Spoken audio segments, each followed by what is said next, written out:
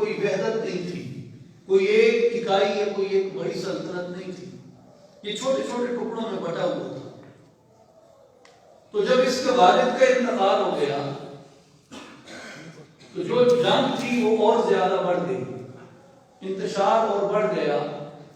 تو کچھ لوگوں کو، یعنی وہاں کے کچھ سرداروں کو، قبائل کے بڑوں کو، بزرگوں کو، ساتھ ساتھ کے حکمرانیوں کو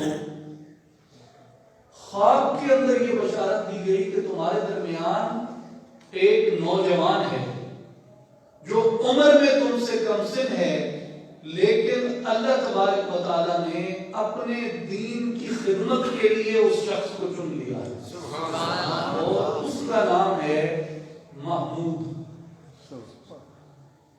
تو قندھار میں سید الانبیاء رحمت للعالمین صلی اللہ علیہ وآلہ وسلم کا جبہ مبارک تھا۔ تو جتنے یہ سنٹرل ایشیا کے چھوٹی چھوٹی ریاستیں تھیں، ان کو پرنسپیلٹیز کہتے ہیں، ان پرنسپیلٹیز کے جو عمراء تھے، حکمران تھے، وہ سب ایک معین وقت کے اوپر غزنی میں جمع ہوئے، اور آقا پاک صلی اللہ علیہ وآلہ وسلم کا جبہ مبارک جو قندھار میں تھا، وہ جبہ مبارک وہاں پہ لایا گیا، اور وہ جبہ سلطان محمود غزنوی کے کندھے پہ رکھا گیا، اور اس جبے کے اوپر سب نے سلطان محمود غزنوی کی اطاعت کی قسم کھائی۔ سبحان اللہ۔ اس جبے پہ انہوں نے قسم کھائی، اور وہ لوگ سلطان محمود کے لشکر میں شامل ہوئے، اور سلطان محمود غزنوی غزنی سے چلتا، اور یہ سارے یہاں سے جو آج کا پاکستان ہے، پنجاب ہے، اس کو عبور کرتا، اور بحیرہ عرب کے ساحلی علاقہ جو موجودہ ہندوستان کے صوبہ گجرات کے اندر سومناتھ کا مندر ہے، جہاں پہ سومناتھ کے مندر کو فتح کرنے کے لیے 17 حملے سلطان محمود غزنوی نے کیے، 16 حملوں میں ناکام رہا، 17ویں حملے میں یعنی 17 اس کا جو حملہ تھا، اس کے اندر اس کو اللہ تعالیٰ نے فتح عطا کی۔ یہ بہت بڑا ایک سوال کیا جاتا ہے کہ سلطان محمود غزنوی جو تھا وہ سومناتھ ہی کو کیوں فتح کرنا چاہتا تھا؟ اور آپ کے علم میں ہے کہ جو ہندو مذہب ہے اس کے اندر بھی، اور قدیم جتنے مذاہب تھے ان کے اندر بھی انسانی قربانی کا تصور تھا۔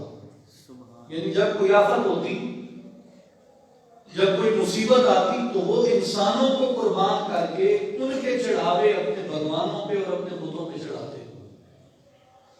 تو جو سومناتھ کے اندر بت تھے، ان بتوں کے اوپر جو ان کے پجاری تھے وہ چڑھاوے چڑھاتے تھے، اور جو بحیرہ عرب کی چونکہ وہاں ساحل لگتا تھا تو کئی مسلمان وہاں پہ آ کے آباد ہوئے، سومناتھ کے ارد گرد میں آبادی کی، تجارت کے لیے عرب سے آتے تھے کشتیوں پہ، کوئی مسلمان آ کے آباد ہوئے، کچھ ان کو دیکھ کے مسلمان ہو گئے، تو ایک اچھی خاصی تعداد مسلمانوں کی وہاں آباد تھی۔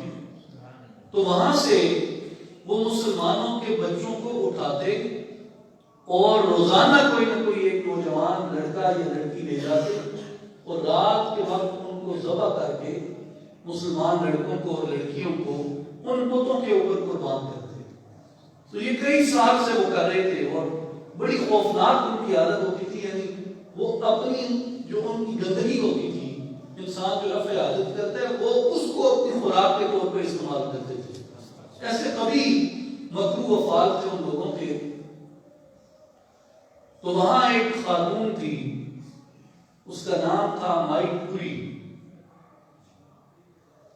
اس کا بچہ وہ جو منتری تھے ان کے پجاری تھے وہ اٹھا کے لے گئے، اور انہوں نے اس کو کاٹ کے بھگوان کے اوپر قربان کیا۔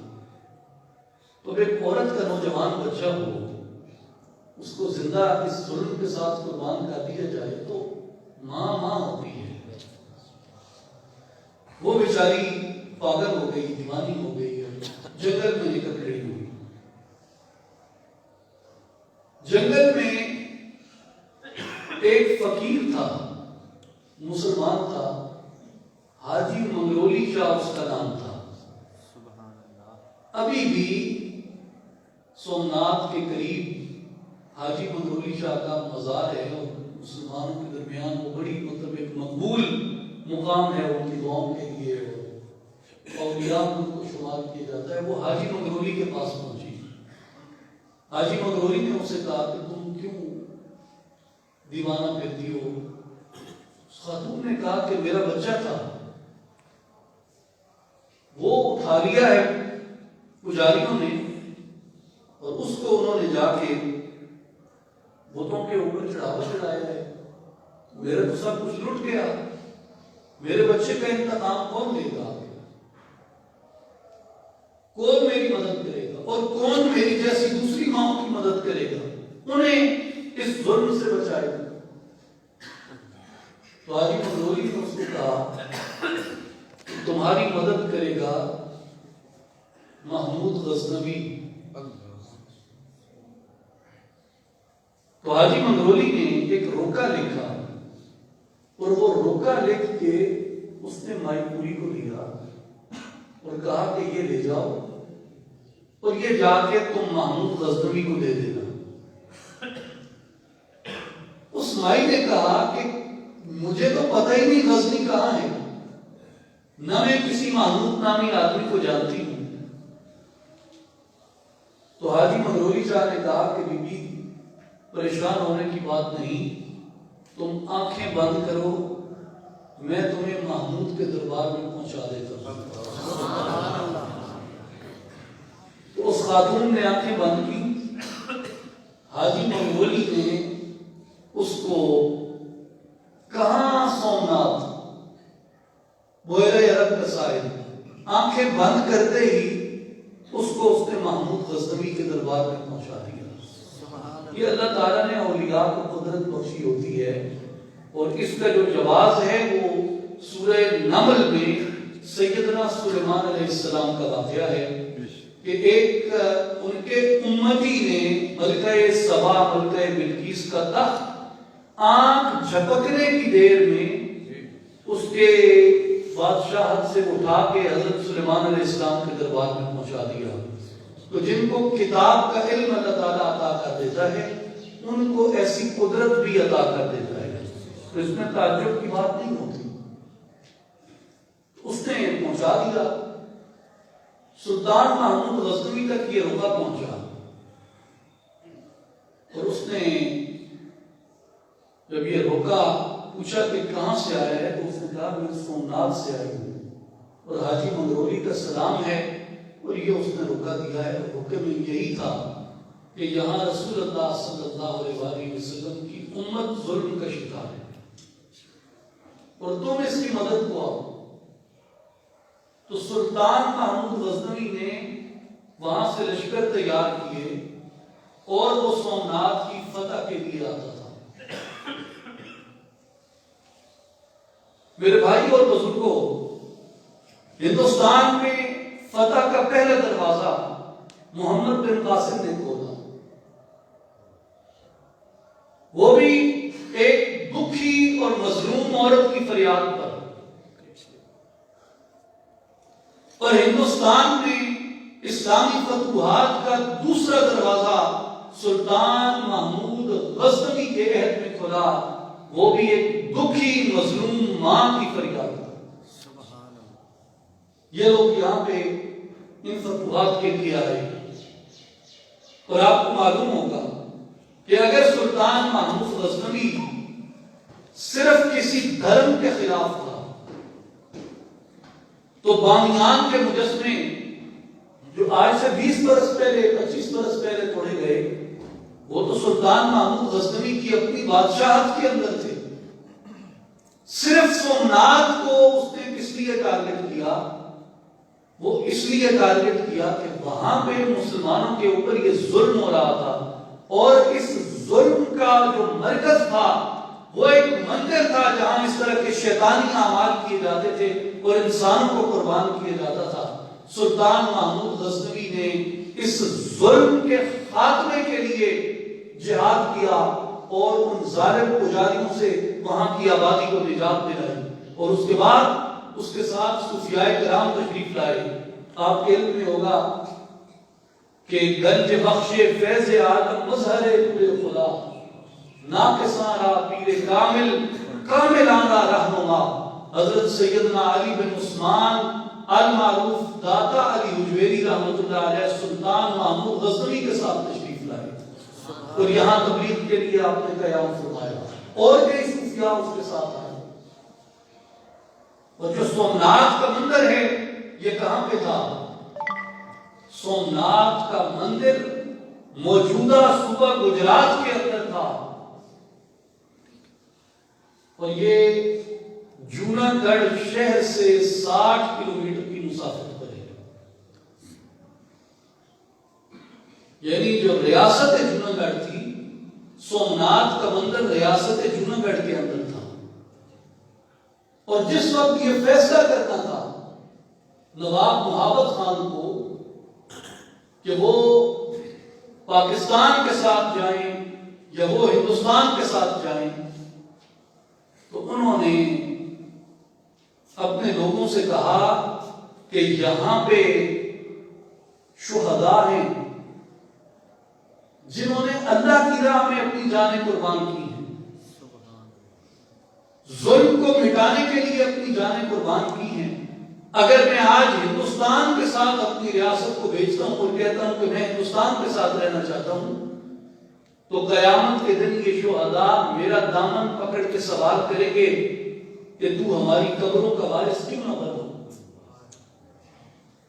اور جب ایک سرزمین اللہ کے نام پہ قائم ہو رہی تھی، لا الہ الا اللہ محمد رسول اللہ پہ قائم ہو رہی تھی، تم نے اس سرزمین کو چھوڑ کے مشرکین کی سرزمین کے ساتھ اور ان کی سلطنت کے ساتھ تم نے الحاق کیا، تو اس دینی جذبہ میں لا الہ الا اللہ محمد رسول اللہ کی اس طاقت پہ ریاست جوناگڑھ کے نواب محبت خان جی نے ان شہداء کی قبروں کا لحاظ کرتے ہوئے پاکستان کے ساتھ اپنا الحاق کیا۔ اور یہ جوناگڑھ کے لوگوں سے آپ یہ داستانیں سنیں، ان سے یہ باتیں پوچھیں، تو بندے کو پتہ چلتا ہے کہ ہمیں اپنے ان بزرگوں کی، ان اسلاف کی قربانیوں کی قدر کرنی چاہیے، چاہے اس کی کوئی قیمت ہمیں ادا کرنی پڑے، کوئی قیمت ہمیں اس کی چکانی پڑے۔ سلطان محمود غزنوی نے 16 حملے کیے لیکن ناکام رہا۔ اسے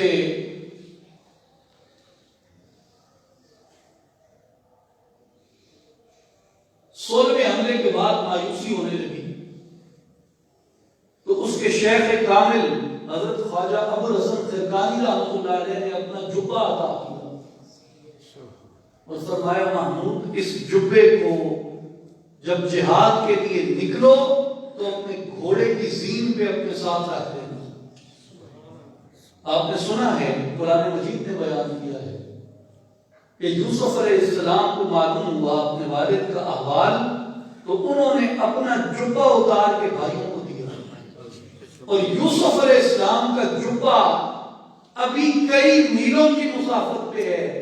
یعقوب علیہ السلام فرماتے ہیں کہ مجھے میرے یوسف کی خوشبو آتی ہے، اور آنکھوں کی بینائی جو ہجر و فراق میں رو رو کے چلی گئی، یوسف علیہ السلام کے جبے کو آنکھوں پہ لگایا، ان کے کرتے کو آنکھوں پہ لگایا تو گئی ہوئی بینائی لوٹ آئی۔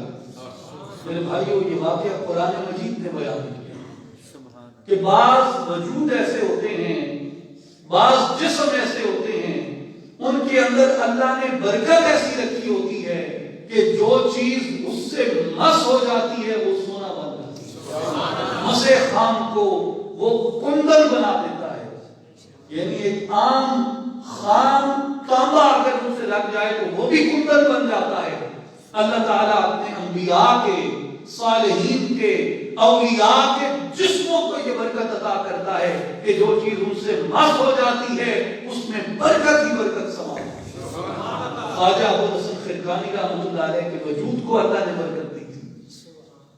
ان کا جبہ اور ان کا کرتا سلطان محمود غزنوی اپنے ساتھ رکھ کے آئے اور آخری رات میں بشارت ہوئی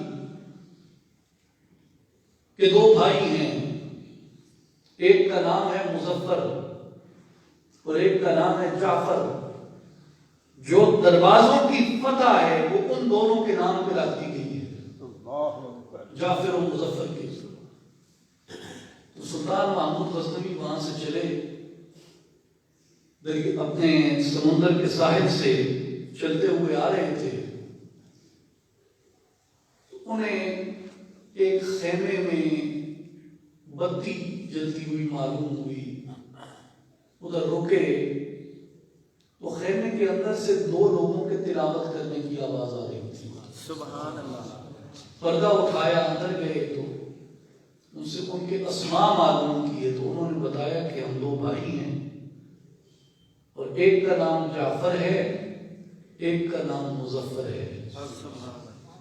سلطان محمود غزنوی نے کہا کہ میرے بچوں، صبح فتح تمہارے نام پہ لکھی ہے، اللہ کی طرف سے بشارتیں ہوتی ہیں، جیسے غزوہ خیبر میں رسول اللہ صلی اللہ علیہ وسلم نے بشارت فرمائی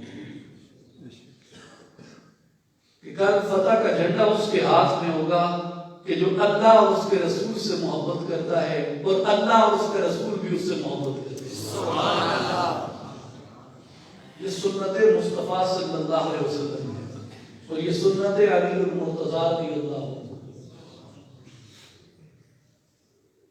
تو دروازوں پہ لوہے کی نوکیلی میخیں لگی تھی، کیونکہ وہ بڑے بڑے ہاتھیوں سے دروازے کھولتے تھے، ہاتھی کو لا کے زور سے ٹکراتے تھے تو دروازے ٹوٹتے تھے، تو اس کے اندر میخیں اور سلاخیں لگی تھی دروازوں میں، تو ہاتھی آتے تھے، وہ سلاخیں ان کو چبھتی تو وہ ان سے ڈر کے پیچھے ہٹتے تو وہ دروازے ٹوٹ نہیں رہے تھے۔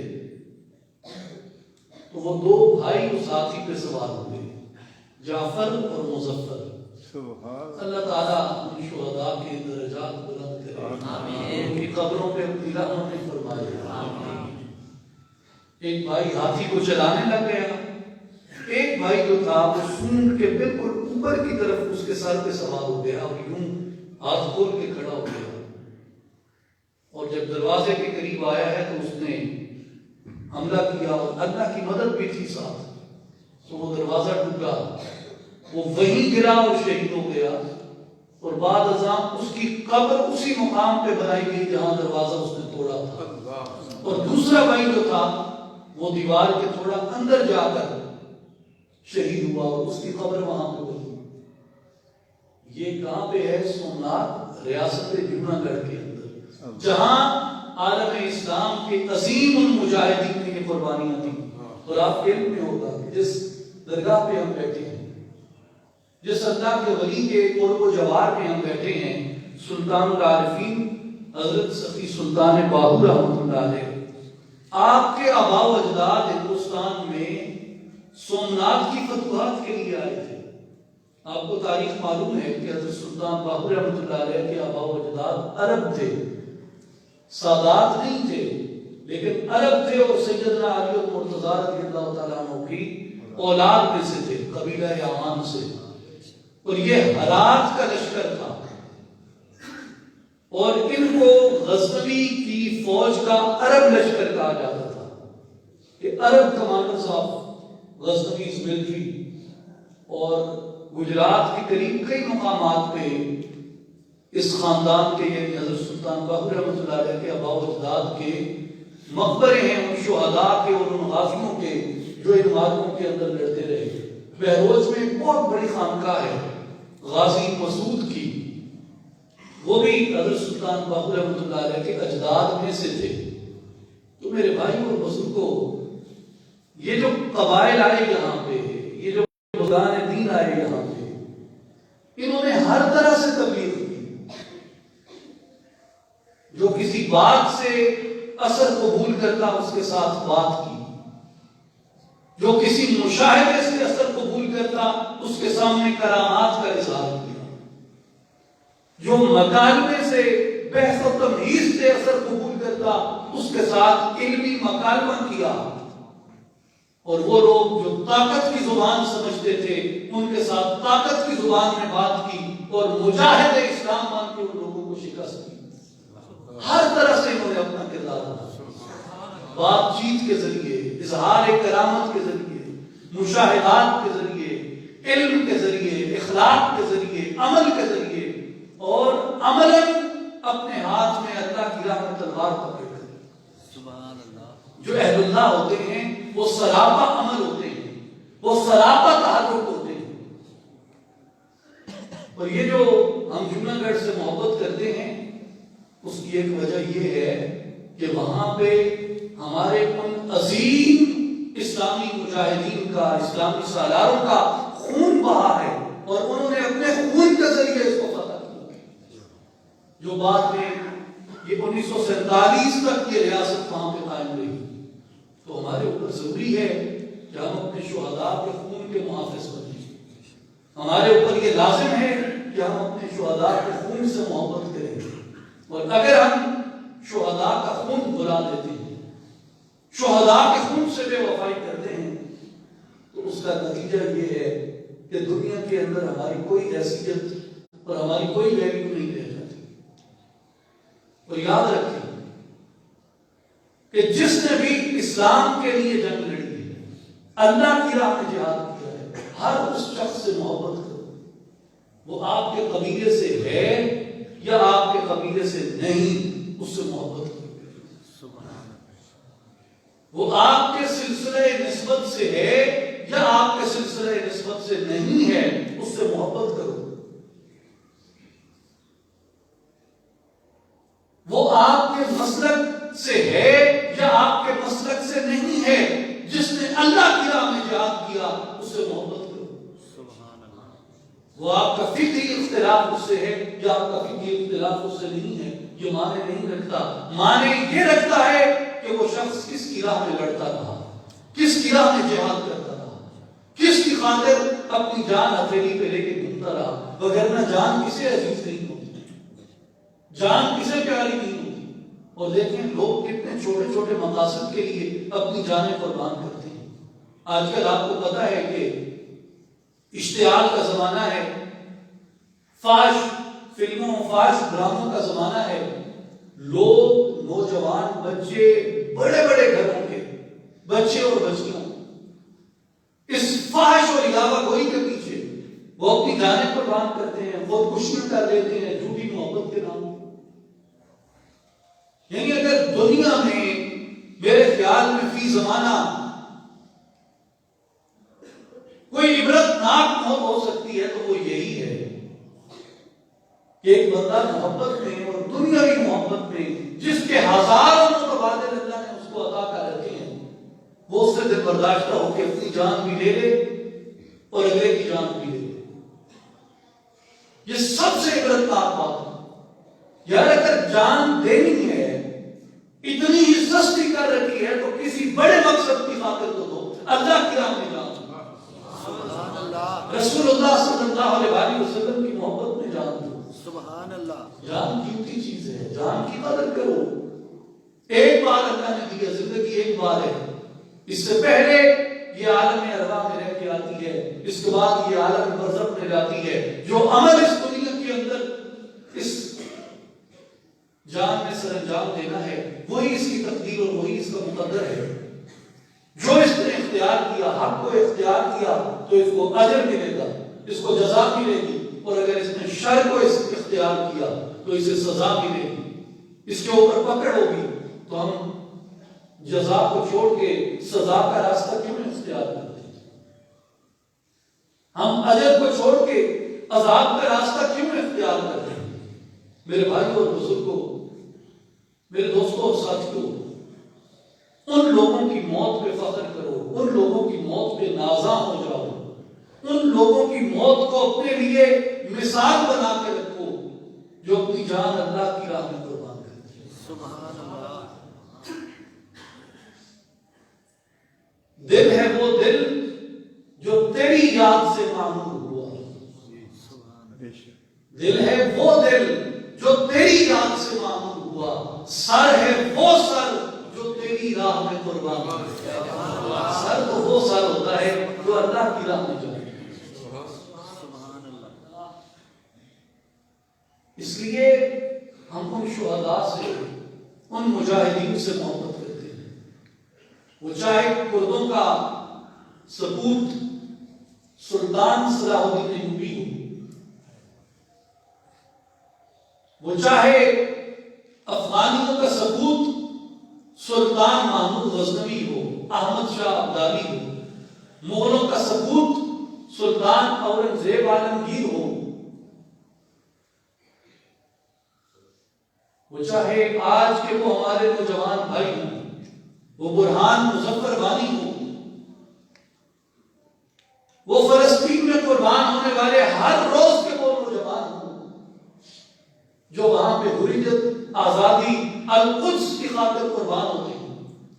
میرے بھائیوں، یہ سب لوگ ہمارے لیے زندہ مثالیں ہیں. یہ سب لوگ ہمارے لیے زندہ مثالیں ہیں کہ اگر جینا ہے تو ان کی طرح جیو، اگر سر بلند رکھنا ہے تو ان کی طرح اپنے سر کو بلند رکھو، مقاصد کا تعین کرنا ہے تو ان کی طرح اپنے بڑے مقاصد رکھو. کہ دل اللہ کی یاد سے معمور رہے، اور جو سر ہے یہ ہر وقت نشر عشق مصطفیٰ سے مخبول رہے. سبحان اللہ. اور جو زبان ہے یہ ہر وقت لوگوں کو اللہ کی طرف بلائے، اللہ کی دعوت دے. سبحان اللہ. اور جو ایسے والدین ہیں ان کو اپنی اولاد پہ فخر ہونا چاہیے جن کی اولاد نیکی کے راستے پہ ہے. میرے کئی بھائی ہیں، بزرگ ہیں جو اس بات سے خائف رہتے ہیں کہ سادہ بات مولوی میں پڑھنے. اگر کسی کا بچہ جہاز بنتا ہے، منشیات میں حل ہوتا ہے، اپنی عمر تباہ کر بیٹھتا ہے، اس سے بہتر ہے کہ اس کا بچہ اللہ کی راہ میں دعوت و تبلیغ کے لیے نہیں. اس سے بہتر ہے کہ اس کا بچہ علم دین سے منور و مزین ہو. جیسے صوفیاء کرام کی مختلف تحریک ہیں. سلطان العارفین حضرت سلطان باہو رحمۃ اللہ علیہ کے آستانہ عالیہ سے اصلاحی جماعت ہے. تو کوشش کریں اپنے بچوں کو حق کی طرف لائیں، خیر کی طرف لے کے آئیں، اللہ کی راہ میں ان کو چلائیں، ان کو اس عملی تربیت سے گزاریں.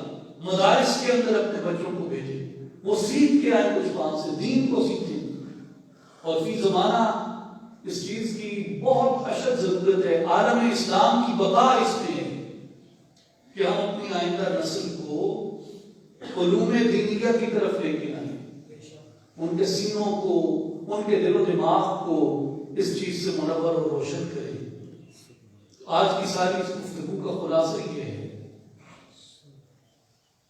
پہلی بات یہ کہ انسان کامل، مومن کامل وہ ہے جو ہر وقت متحرک رہے، علم میں بھی، عمل میں بھی. اور دوسری بات یہ کہ جہاں پہ مجاہدین اسلام نے اللہ کی راہ میں اپنا خون بہایا ہے، ہم ان زمینوں پر کبھی اپنے کلیم کو نہ بھولیں. چاہے فلسطین ہو، چاہے کشمیر ہو، چاہے جوناگڑھ ہو.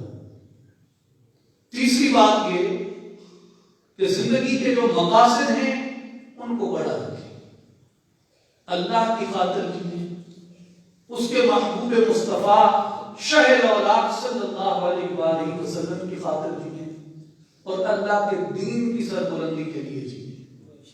اور وہ لوگ جو اللہ کی راہ میں نکلتے ہیں ان سے محبت کریں، علماء سے محبت کریں، صوفیاء سے محبت کریں، اولیاء کاملین سے محبت کریں، اور ان لوگوں سے محبت کریں جو حق کی طرف اور خیر کی طرف بلاتے ہیں. اللہ تعالی ہم سب کو اعمال صالحہ کی توفیق عطا فرمائے، اور ہم میں سے جتنے بھی لوگ جو سفر کر کے حسن نیت اور حسن ارادہ سے اس مقام پہ جمع ہوئے، اللہ تعالیٰ ہم سب کی حاضری کو، دعاؤں کو، مناجات کو اپنی بارگاہ میں شرف قبولیت عطا فرمائے، اور ہم سب کو یہ توفیق عطا فرمائے کہ ہم اس کی راہ میں گامزن رہیں، اس کے ذکر کے اندر مشغول رہیں، اور اس کے دین کی بقا کا اپنے سینوں میں درد رکھتے ہوں۔ الہی دل کی آرزو ہے اگر منظور ہو جائے تیرے پیغام سے ہر مومن کا دل پر نور ہو جائے، بے بسم اللہ اسم اللہ دا اے بھی گہنا بھارا ہوں، نال شفاعت سرور عالم چڑسی عالم سارا ہوں، حدوں بے حد درود نبی تے جس دا ایڈ پسارا ہوں، میں قربان تنہا تم یا حضرت باہو جنہاں ملیا نبی سہارا ہوں۔ وآخر دعوانا ان الحمد للہ رب العالمین۔